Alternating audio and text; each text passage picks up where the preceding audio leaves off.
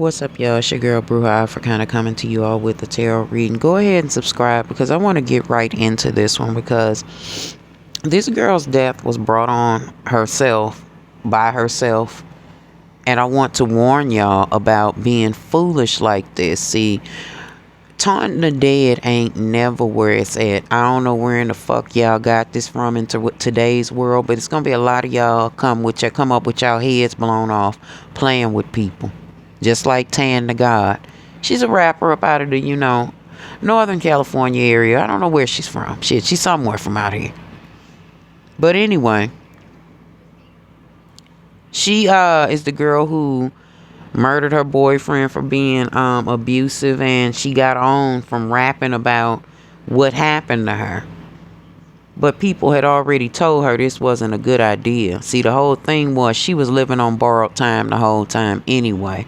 And it's not speaking ill of her, but it's just speaking realistically of the situation that's going on. See, she's showing up, first of all, with that snake card. There's something not right about that story she was telling about that boyfriend that she killed.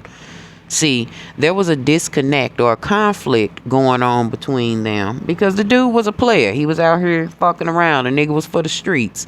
He had bitches. You know how I go with these hood niggas, and you just ain't never the only one. Tan the God wanted to maybe assert that she was the only one in his life with that sovereign card coming up. She like, yo, I'm the motherfucker that's whatever, I'm the bottom bitch, I'm the top bitch, I'm his main, I'm da-da-da-da. She wanted it to be known that this was her nigga. And even though it was known that this was her nigga, she wanted more than that. She wanted that loyalty. She wanted that I'm the only one title, that nobody else matters except me. And because he wouldn't stop playing, she decided, this ain't gonna work. And before I get into what happened, in that her deciding this ain't gonna work, that hardship showed up. They started boxing each other, or their relationship got real toxic to the point they putting their hands on each other, beating the shit out of each other. He might have jumped on her and whooped her up a little bit too much at the end. Not that it's no measurement of it or whatever, but towards the end when she got ready to kill him or whatever. But they were whooping on each other. Tan the God decides, if I can't have you, nobody else can. And that's where the grave card comes up. Bang, she kills him. Well, she figures this is her only form of justice. She feels like he ain't gonna act right with me. He gonna keep putting his hands on me. I'm filing police reports. They ain't buying my bullshit because they know this is a mutually combative situation. What can I do to make this situation bend in my favor? They get into an argument. He jump on her. She get to the gun. She kill him. So now she's in the clear, or so she thinks. She got to go to trial. She got to go do all that. She do that. Boom. She go through, get off for the murder. And at first she was quiet. But then she got to talking about the shit more. She got to feeling like, I need to let people know what happened in my relationship so they won't think that I'm a murderer. At first she was real humble about the shit because she was scared. She had just killed the nigga. And then she was scared because I guess he was a gang member and he had ties to the streets, and the people in the streets knew better than what the story was that she was telling. This victim statement that she got up here and told, this damn lie she told on this man. These people were like, this ain't right. So I guess they was hunting her. So as an act of self-preservation, she goes into witness protection. They take her and they change her location. They put her somewhere safe so that she can survive and she won't be, stalked and hunted by these people. But what she wasn't telling nobody was that man that she killed was already haunting her. He was showing up sitting at the bottom of each bed that they took her to lay in. He was showing up in her fucking mirror when she got up to brush her teeth. When she opened her eyes in the morning, he was laying next to her, scaring the shit out of her ass. But she like, I can't do this. Like, I can't sit silent. So she starts writing about the shit. Exploring new ways to get her voice out there. But then her own ancestors start showing up. They like, We know what you truly did. See, they had a set of expectations for it. They like, all right, we helped get you out of this and we done put you in silence. We want you to choose to do nothing. Change your behaviors, okay? And go in peace. Don't allow this situation to let you become full of yourself. But per the usual nonsense, the industry reaches down to somebody that's in a halfway dilapidated or a totally dilapidated situation and they choose to exploit it. Tanya God start getting attention. Not only from the fact that she had just gotten off for murdering her boyfriend, but from the music that she had been putting out. She had been rapping even before she was before she had gotten in trouble about this dude she killed. So the industry done reached down and gave her the privilege of, why don't you put your music on wax? We like your personality and channel your creativity into this. So they convince her, you should write about this shit. Gas her up to make her believe that there's a woman out here that may be going through the same thing. Putting this toxic bitch narrative out there. And I'm sorry, I don't mean no disrespect to her family. But this girl was completely toxic. That quickly she became full of herself simply because somebody told her, rap about it. I'm not saying she couldn't rap, but she was mid. She was just like any other girl out here that was rapping, except her rapping was vengeful, toxic ass, real life shit that she had did. She was her getting her guilt out.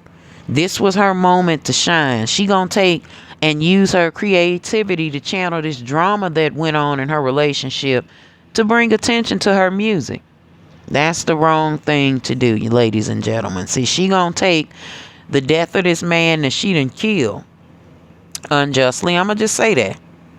Because you can't kill a nigga just because he don't want to be with you. You can't send a nigga to jail just because he don't want to be with you. You can't have a nigga whoop a nigga up because he don't want to be with you. Bitch, you can just let go. And because she couldn't let this man go, she was really so obsessed with him and murdered him and kept calling him back to her by making songs about him. Talking about she's smoking on him and taking shit all the interviews to disrespect his family and again rip wounds and scabs off from they beloved being dead. Let's not forget there's another side of this. Somebody lost their family member. See, she was being haunted by this man now. He's showing up every motherfucking where. And I'm not painting it like he was just this overall good guy, but he still didn't deserve to die. In my opinion, he was a shitty person. He's showing up as the wise guy card. He was a shitty person, but Tanya God was a shitty person too. Those same addictions and things that she was trying to accuse him of, they got down together with that shit. So if she was saying he was a pill popping lunatic, so was she. If she was saying that he was an abusive drunk that beat people up every time he got drunk, so was she. They were peas in a pod, okay? See, just because she thought that he meant nothing and she could step on him like a dog. See, he was important to his family. And him being missing is a big chunk and a big hole in his family. Not to mention, them folk treated that girl like she was family, y'all. They embraced that girl and brought her in. And again, if she thought that he was a piece of shit, she was a part of the piece of shit family. And she was cool with it until she couldn't be cool with it no more. Until they had a little disconnect going on. And again, I'm not shitting on her by no means. But what I am saying is women be getting in these situations. And then be lying because they done got put up out of the family.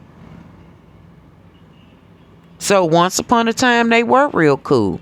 Once upon a time, this boy's family treated her like she was part of the family simply because this was his girlfriend. This was who he was with. But then they got into that disconnect. Again, Tanya God needed to be the only one. The most important woman in his family. Looks like she was maybe close to whomever the most important woman in his life was aside from her. That may be his mother, showing up in that leadership card again. Treated her like she was family. Treated her like she belonged there. But then Tanya God started dissing the family, before she killed him. And then she killed him. And she got off for it. And now she's getting attention for music about their dead beloved, or specifically this woman's dead son. Of course they're defensive. Of course they ain't fucking with her. Of course they won't smoke with her. What would make her believe that they didn't? I don't know. But since she wanted attention, since she wanted to pull on the spiritual world, since she wanted to continue to draw that man back to her, since she wanted to be the only woman that was important in his life, despite her saying that she had her defenses up and she had to murder him because he was doing something to him, she still needed his attention from beyond the grave. And that's exactly what she got. That a Ouija card, that witch card, and that play card coming up shows up with his energy. Like, okay, you want to keep on calling me back from the grave after you done shot me? You won't let me rest in peace, so here I come. She basically conjured his spirit up, rapping about how she had killed the man, describing how she did it, then saying that she rolling his head up in a blunt, baby. Y'all ain't doing nothing but cursing yourself doing shit like that, okay? Talking about you smoking on his ashes for her to even pretend that that was the man's ashes. The weed that she was putting in the blunt did nothing but activate a death spell on her. And so what did that dead man do? He say, since you want this drama, since you want my attention so bad, I'm going to martyr you. I'm going to show you what happens when you play with motherfuckers that was like that in real life. They still like that in death. So she decides to go do her motherfucking, her little promo pop-up. She goes, I guess, without the right type of security, or she didn't have any security. Maybe she didn't let the people that were handling her her witness protection know that that's what she was getting ready to go do. See, really, she shouldn't have been popping out like that, knowing that she had murdered somebody's family, knowing that she had gotten off scot-free for it, knowing that she had told a goddamn lie and had been basically taunting this man's family, taunting this nigga's peoples, taunting these gang members that this nigga ran with, like these niggas ain't gonna come and motherfucking wipe your goddamn nose. Just because you're a female, you thought that they wouldn't do it. No, see, you bitches be trying to be like these niggas so bad out here. You be doing this shit. And she martyred herself. Took her ass to that motherfucking meet and greet. Oh, excuse me. Went to that meet and greet. Wasn't protected. Didn't tell nobody with law enforcement that's what she was going to go do. She steady popping out, doing interviews, shitting on these people. They're like, all right, bitch, let me teach you not to play with grown folk. And that's exactly what happened to her. She martyred herself. She put a target on her own goddamn back. And because she's so petty and gonna be so disrespectful, she gonna keep taunting the dead. And the dead came and got her. Y'all better stop playing with these dead folk, honey. They will come see about you. Especially if you wrong them and cause their death.